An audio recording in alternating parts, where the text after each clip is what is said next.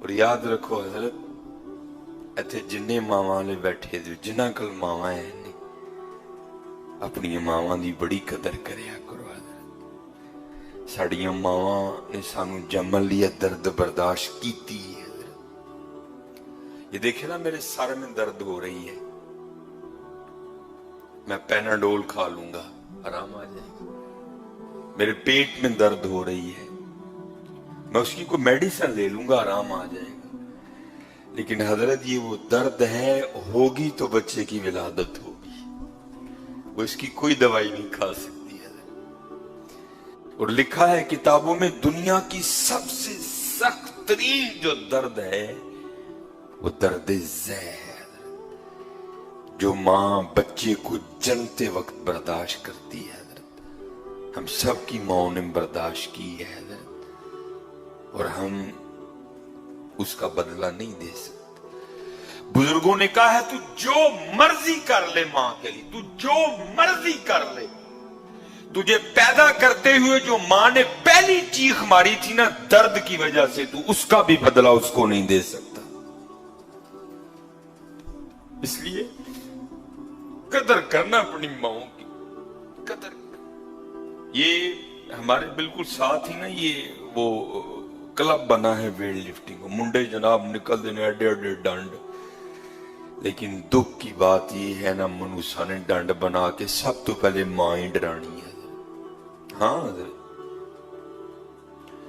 اور بارہا مرتبہ کہا ہے، آج پھر کہوں گا، بدبخت ہے بدبخت ہے بدبخت ہے وہ جس سے اس کے ماں باپ ڈرتے ہیں حضرت. نہیں حضرت، آج بھی اپنے ماں باپ کے سامنے اسی طرح رویہ رکھو، ان کو اتنی دلیری دو کہ جس طرح بچپن میں ابے کو چنڈ مارتے ہوئے ڈر نہیں نہ لگتا تھا، اس کو تھا یہ چھوٹا ہے اس نے آگے سے کیا کرنا ہے. تو جواب بھی ہو جائے اس کو اتنی دلیری ہو، میں آج بھی اس کو تھپڑ ماروں گا یہ آگے سے نہیں بولے گا. لیکن حضرت آج آپ جس مرضی ابے کو کھڑا کر کے پوچھ لیں وہ آپ کو ایک ہی جواب دے، نہیں پتر مونڈیاں دے برابر ہو جائے نا پھر انہوں ککھ نہیں کہی دا، پتر مونڈیاں دی گل کوئی نہیں. آج ماں باپ ڈرتے ہیں اپنے بچوں سے، آج ڈرتے ہیں ماں باپ اپنے بچوں سے. لیکن یہاں بڑے ایسے احباب بیٹھے ہیں پرانے، ان سے پوچھ لو جوانی میں بھی ابو جی کو وہی دلیری ہوا کرتی تھی. لیکن بدبخت ہے بدبخت ہے بدبخت ہے وہ جس سے اس کے ماں باپ ڈرتے ہیں. قدر کرو اپنے ماں باپ کی، قدر کرو اپنے ماں باپ کی. وہ امیر المومنین حضرت سیدنا عمر بن خطاب رضی اللہ تعالیٰ عنہ آپ فرماتے ہیں باپ اور بیٹا آ گئے. باپ اور بیٹا شکلیں ملتی ہیں حضرت، تھوڑی زیادہ درمیانی ملتی ہیں سب کی حضرت، لیکن وہاں بلا کی مشابہت تھی، بلا کی مشابہت. امیر المومنین حضرت سیدنا عمر بن خطاب رضی اللہ تعالیٰ عنہ بھی حیران ہو گئے. آپ نے فرمایا میں نے بڑے باپ اور بیٹا دیکھے ہیں، لیکن جتنی تم دونوں کی شکل ملتی ہے میں نے کبھی کوئی باپ اور بیٹا نہیں دیکھے ایسے. وہ بندہ عرض کردہ حضور اگر آپ اس بچے کا واقعہ سنیں گے نا جو گزری ہے اس کے ساتھ تو امیر المومنین آپ کی حیرانگی میں اور اضافہ ہوگا. امیر المومنین رضی اللہ تعالیٰ نے کہا سنا. عرض کردہ حضور میں ایک تاجر ہوں، ماشاءاللہ بڑے یہاں تاجر احباب بیٹھے ہیں، اب تو تجارت بڑی آسان ہو گئی، مال بناؤ ڈبوں میں ڈالو نمبرنگ کرو کارگو والے نو ویل دے کے ویلے ہو کے رام نال سو جاؤ.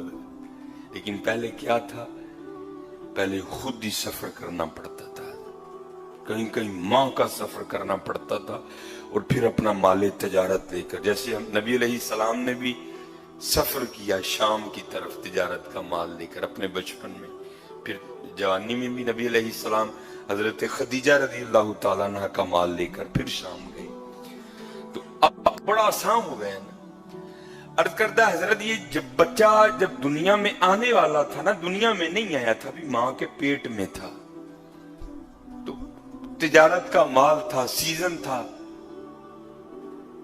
مجبوراً مجھے نکلنا پڑ گیا. मेरी पहली औलाद थी, घर में कोई बड़ा नहीं था, मैं मेरी बीवी। जब मैं घर से निकला ना तो मेरी बीवी मुझे दरवाजे तक छोड़ने आई। औरत जात थी, तन्हा थी, हामिला थी, घबराई हुई थी। अर्ज करती है आप तो जा रहे हैं तिजारत के लिए, हामिला हूं, घर में अकेली हूं, तो क्या बनेगा आपकी इस औलाद को जो मेरे पेट में है। तो अर्ज करता अमीरुल मोमिनीन, मैंने दरवाजे पे खड़े होकर ना अपनी बीवी को ये जुमले बोले। मैंने कहा तू ना घबरा, मैं दुनिया में आने वाली अपनी इस औलाद को हवाले करके जा रहा हूं अल्लाह के। किसके हवाले? मैंने भाई वोट तो नहीं मांगा आपसे, शायद वोट मांगा होता हो तो आवाज इससे बुलंद होती। किसके हवाले करके जा रहा हूं? आए अल्लाह, आए अल्लाह। अर्ज करता अमीरुल मोमिनीन, मैं चला गया। 6-7 माह बाद वापसी हुई। अब जाहिर है मुझे पक्का था विलादत हो गई होगी, या बेटा हुआ होगा या बेटी हुई होगी। अब अंदर एक अलग ही कैफियत है, बेटा होगा ये नाम रखूंगा, बेटी होगी ये नाम रखूंगा, इस तरह उठाऊंगा, ये करूंगा, वो करूंगा, ये करूंगा, इस तरह करूंगा, उस तरह करूंगा। घर आ गया। अर्ज करता अमीरुल मोमिनीन, जब घर आया ना तो आके क्या देखता हूं कि घर को बाहर से ताला लगा है। मैं बड़ा घबराया, वो मेरी बीवी किधर गई। मैंने हमसाये के दरवाजे पे दस्तक दी, उसने दरवाजा खोला। मैंने पूछा मेरी बीवी किधर है। तो वो कहता है भाई जब विलादत का वक्त आया ना तो तुम्हारी बीवी दर्द ज़ै की शिद्दत को बर्दाश्त नहीं कर सकती।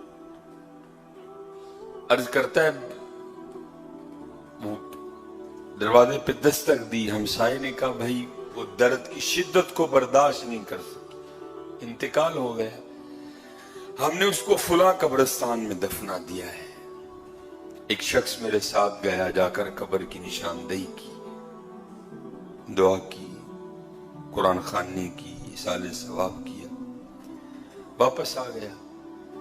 जोर पड़ी, असर पड़ी, मगरिब पड़ी, इशा पड़ी। अर्ज करता अमीरुल मोमिनीन, दिल बड़ा बेचैन। जब रात पड़ी ना तो ऐसे लगे जैसे को मुझे कब्रिस्तान की जानिब खींच रहा है। ना चाहते हुए भी मैं कब्रिस्तान चला गया, अपनी बीवी की कब्र पर गया। जब बीवी की कब्र पर गया तो जाकर क्या देखता हूं कि कब्र से शोला रोशन है, आग निकल रही है। मैं बड़ा हैरान हुआ, मेरी बीवी बड़ी नेक थी, सालिया खातून थी, आबिदा थी, जाहिदा थी, सोमो सलात की बड़ी पाबंद थी, इसकी कब्र में आग क्यों लग गई। ना चाहते हुए भी मैंने ये इरादा कर लिया कि मैं कब्र खोद के देखूंगा कि कब्र में है क्या।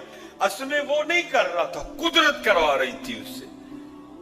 अर्ज करता अमीरुल मोमिनीन, मैंने कब्र की मट्टी हटाई।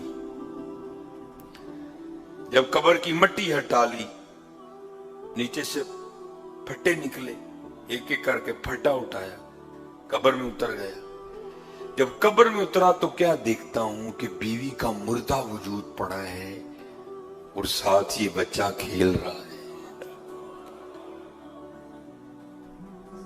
मैं बड़ा हैरान हुआ, ओ भाई ये क्या राज है। ये मुर्दा पड़ी है, साथ बच्चा खेल रहा है, ये कौन बच्चा है, ये किसका बच्चा है, और ये कब्र में तन्हा किस तरह जिंदा है, ये क्या रंग है। अर्ज करता अमीरुल मोमिनीन, मैंने वो बच्चे को सीने से लगा लिया।